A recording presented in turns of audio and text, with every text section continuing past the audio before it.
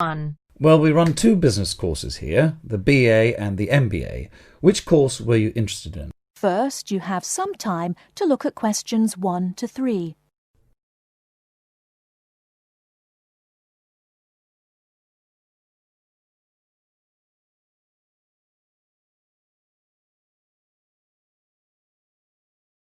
Hi. Good morning. Can I help you? Yes, I'd like to enrol in your business course. Well, we run two business courses here, the BA and the MBA. Which course were you interested in? I don't have a degree, so I won't be able to study the MBA. That's right. OK, if you'd like to give me some details, I'll complete an application form and someone from the business department will contact you directly. First, what's your name? Jane Kinsella. Kinsella. Could you spell that for me? It's Kinsella. OK, and how old are you, Jane? Well, my date of birth is the 4th of August 1982. Good, thanks. Can you tell me where you're from? I'm from Britain. And where do you live now? Number 32 Maich Road, Auckland. Can you spell your road name for me? Yes, it's Maich. Right, thank you.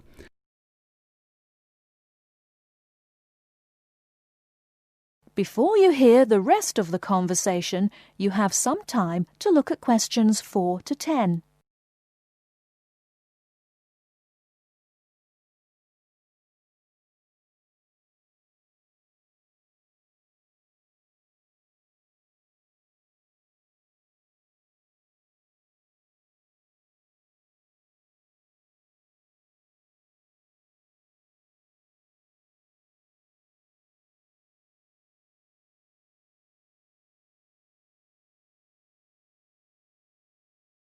Now listen and answer questions 4 to 10. Thank you. Do you have a contact number? Only a mobile. It's 021 455 7326. And what are you doing now? Well, I was working in a shop until 2 weeks ago, but at the moment I'm not doing anything. Good. Now, if we can move on to your education. Do you have any qualifications? As I said, I don't have a degree, but I do have 4 A levels. I'll write that down. So your ideal choice is to study the BA in Business Studies, is that right? Yes, that's right. If I can't enrol in that course, I'll wait until the next intake. OK, so no second choice of study. Tell me, why do you want to study the BA in Business? Well, I'm very interested in becoming self-employed at some time in the future, but I need some experience in a larger company first, and they won't accept people without a BA. And how will you pay for the course? I'll use my savings for most of the course, and if I have any problems, I'll take a part-time job, but I hope I won't have to. That's fine. I'll just write savings. And now a final question. Do you mind if I ask you why you want to study here? Not at all. Your course was actually recommended by a friend. He's in his second year now, but he thinks it's very good. OK, that's great. I'll hand your application to the admissions office and they'll contact you from there. Thanks very much. Bye. That is the end of part 1. You now have half a minute to check your answers.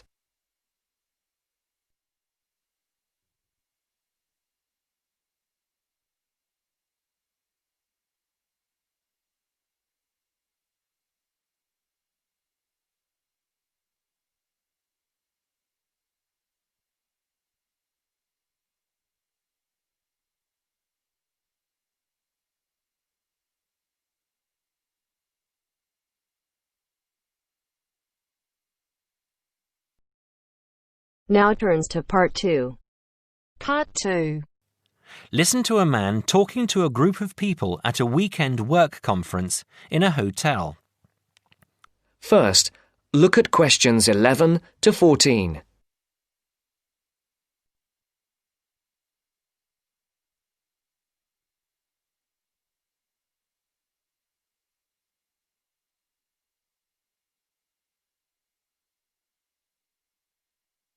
Listen carefully.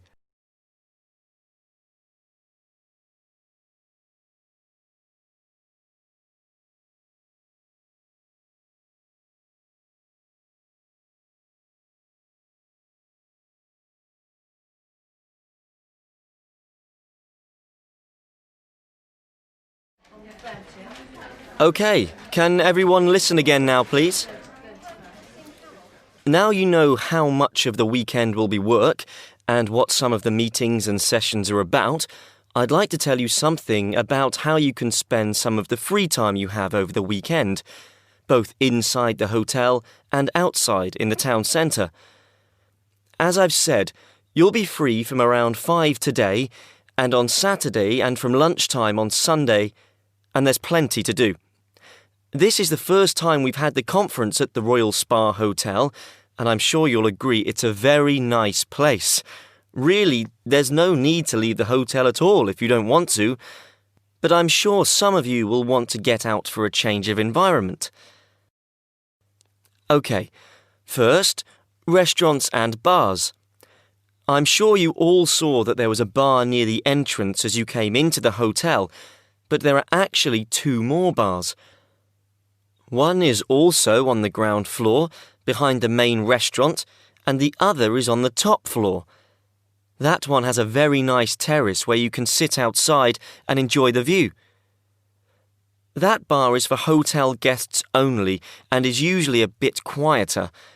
As I say, the main restaurant is on the ground floor. We will have breakfast and lunch there, so you'll get to know it well. There is also a smaller restaurant for coffee, sandwiches and snacks on the 3rd floor, and that is also only for hotel guests. There is a gym and health club in the basement. The gym has a good range of equipment and is open from 7 a.m. I know some of you were talking about a swimming pool, but unfortunately there is no swimming pool. I will tell you where there is a pool close to the hotel in a moment.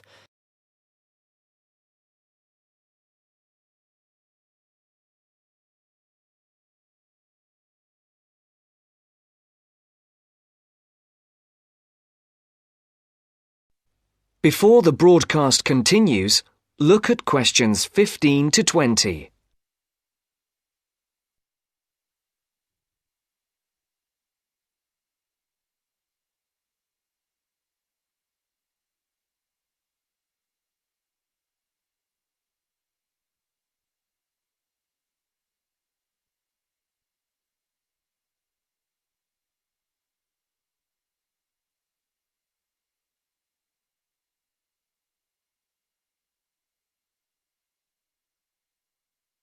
You will now listen to the second part of the talk. Now, I hope to see some of you around the hotel over the weekend, but I'm sure you will want to get out and see the town at some point. If you'd like to look at the map on the screen, I'll show the area around the hotel. There is a map of the town centre in your welcome pack too. OK, you can see the hotel here, in the middle of the map, and the main entrance here at the top, in Carlisle Street. OK, that swimming pool I promised to tell you about is here, in Cromwell Road. If you turn right out of the hotel, it's about 10 minutes up the road in the 3rd Street on the left. It's open until 7 p.m. and until 5 on Sunday. There's a very nice park here to the north, again about 10 minutes away. In the middle of the park is a boating lake, so if the weather's good on Sunday, it might be a nice way to relax. If you want to see a movie this evening or on Saturday night, the cinema is here, in the High Street. Come out of the hotel and turn left. The High Street is only 3 minutes away. The cinema is here at the top of the street, next to a fairly large car park. Now, restaurants. There is a good Chinese restaurant in the middle of the High Street, here on the right. It's directly opposite the town hall. It's called the White Orchid. Another very nice restaurant is Leonardo's. It does Spanish and Mexican food. It's here, at the bottom of the High Street. So, turn left at the end of Carlisle Street, walk down for 5 minutes, and you'll see it on the other side of the road.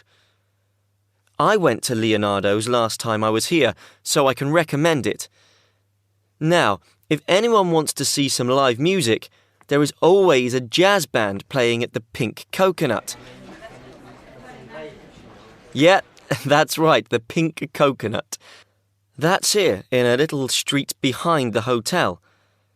The street name is not on the map, but it's easy to find. Turn right out of the main entrance, and then take the first right to go back round to the back of the hotel. So, I think that's everything. Please ask me if you have anything else. That is the end of part 2. You now have half a minute to check your answers.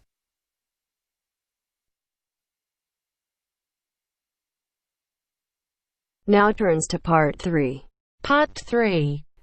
You will hear a telephone conversation between a language student and an advisor. First, you have some time to look at questions 21 to 26.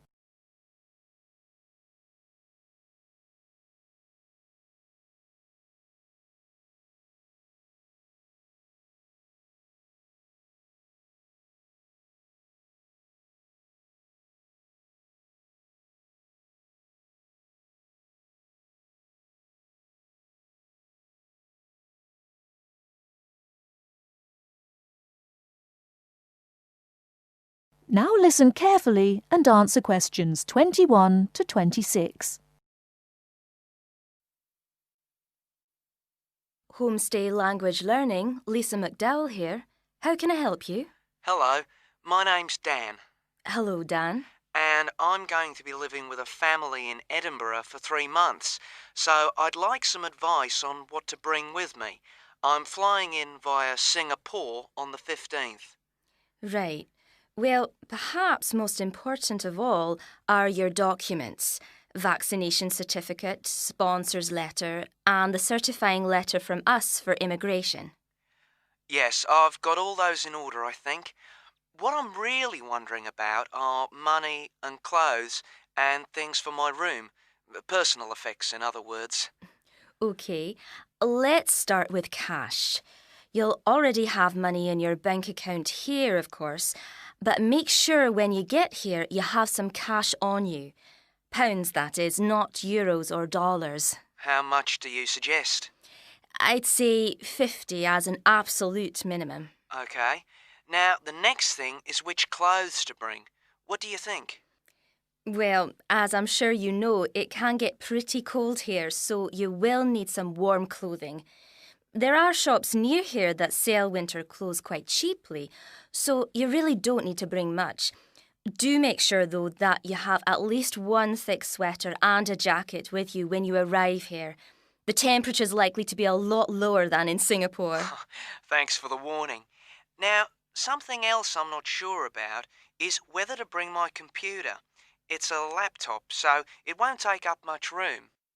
2 problems. Firstly, it might not be compatible with the electricity supply in this country. And secondly, there's a risk of it getting broken in transit. Someone travelling here had hers smashed only last month. But surely I can carry it as hand luggage. Usually, yes, but because of all the tight security right now, you may have to check it in. So my advice is to leave yours at home. OK, I think I will. Is there anything else you'd advise against bringing? Well, you won't need household or cooking things. They'll all be provided. And importing food, of course, isn't allowed by customs, though I imagine you already knew that. Well, yes. But there are 1 or 2 things I'd suggest you find room for in your suitcase. Yes?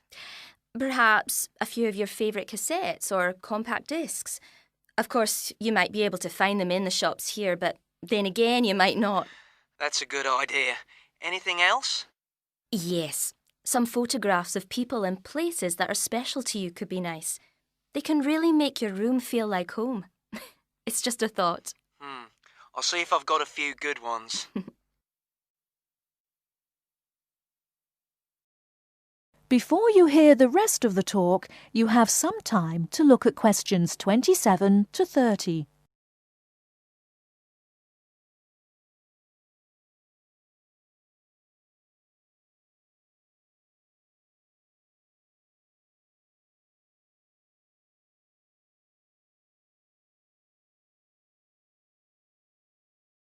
Now listen and answer questions 27 to 30. Just a few points about packing. Make sure all your cases are clearly labelled, in English, with your host family's name and address, just in case they go missing on the way. It has been known to happen. What name do I write, by the way? It's Wark. Lewis and Amy Wark. So that's W-A-L-K? It's actually W-A-R-K. But we'll be posting full details to you later this week. Right, fine. And I'd better put some essentials in my hand luggage, enough for a night or two in case, as you say, anything happens to my main cases. Yes, I'd recommend a change of t-shirt and socks and so on, plus any medication you may need, and a toothbrush, of course. And my tights. Your tights? Yes, for the flight. Wearing them helps prevent deep vein thrombosis when you're flying long distances, not getting any exercise. Oh yes, I've heard about that. Now, talking about exercise, there's one last thing. When you've packed your baggage, check you can carry it, all of it, at least 500 metres without any help. You may have to do that. OK. Well, thanks for all your help. You've cleared up a lot of points. Oh, you're welcome. Have a safe journey, and we'll look forward to seeing you next month. Bye. Bye. That is the end of part 3. You now have half a minute to check your answers.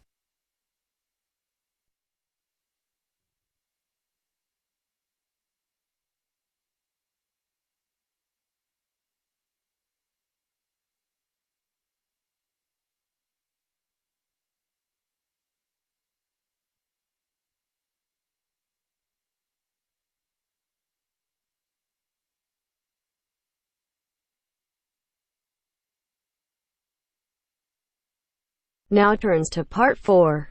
Part 4. You will hear a presentation by a student about a website she has designed for a supermarket. First, you have some time to look at questions 31 to 40 on pages 113 and 114.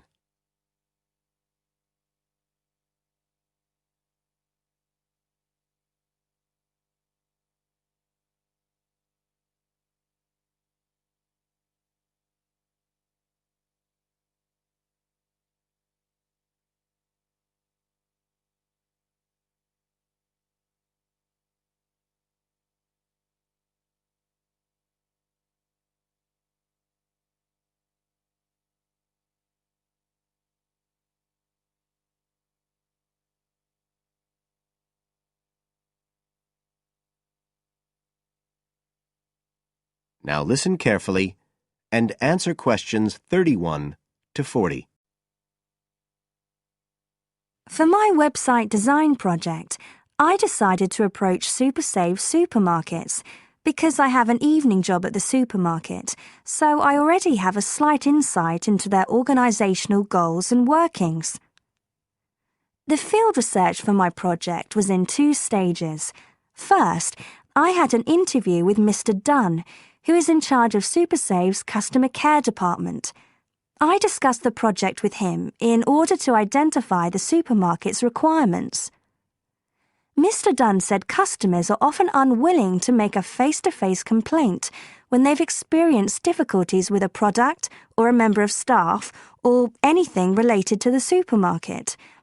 So he said a website which allowed members of the public to get in touch with the organisation and bring the problem to their attention in a private manner might be very useful, and we agreed that I'd work on this. For the second stage of my research, I devised a questionnaire to put to SuperSave customers. I needed to find out about the customers' experiences of problems together with their attitudes towards making complaints, both directly and indirectly. I used a mixture of closed questions, such as, have you ever experienced a problem at any SuperSave store? And open questions, such as, what would you find helpful about a customer complaint website?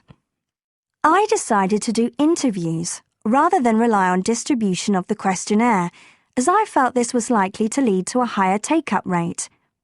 I visited 4 SuperSave stores, 2 in the city centre and 2 in the outskirts, and altogether I interviewed 101 respondents. Then finally, I analysed the results.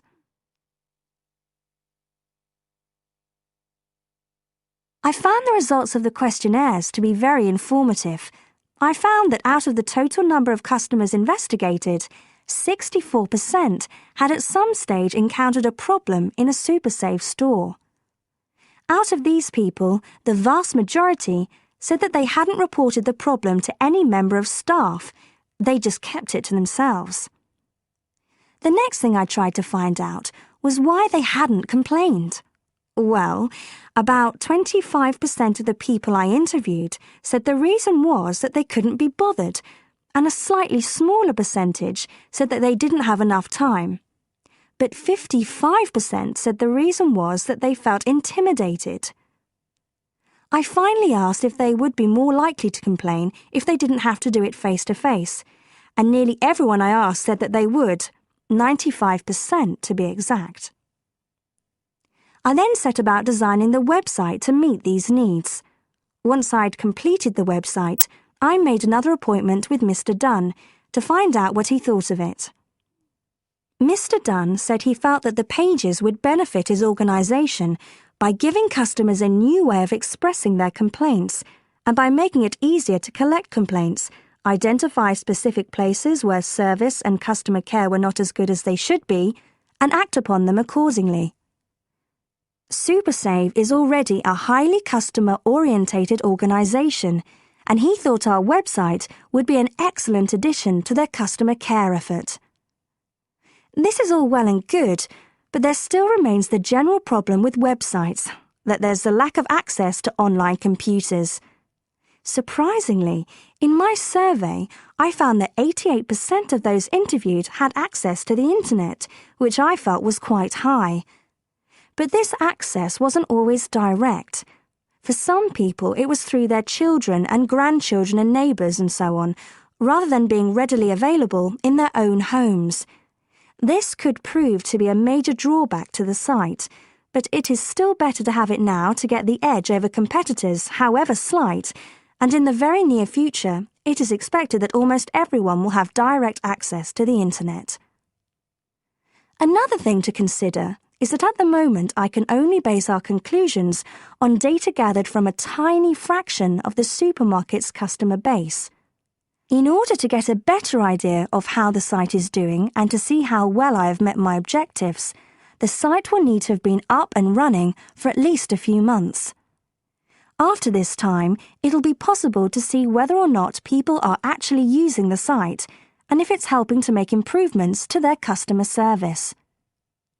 It would also be interesting to study the effect of the site on staff at the supermarket. Morale could be dented as more complaints come in.